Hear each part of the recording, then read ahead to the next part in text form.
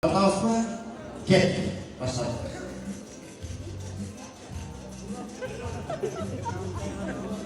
Уважаемый Денис Геннадьевич, это вам по-кыргызски это называется уча. Когда уча принимаешь, должен давать ключевую пашку. Давай надо акча.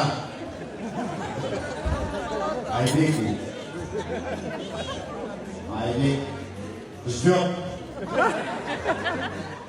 Ойланыватыр. А может, опа, алчалықтан менен. Ол кісілерді. Қанша кіргіздерді мойы сөйледі. Тамаққа қарады, болды. Концертке қарады. Етке қарады. Етке қарады. Ұншаның сұрғына тұратын. Айбек алып кетті. Осымен бөліс олады.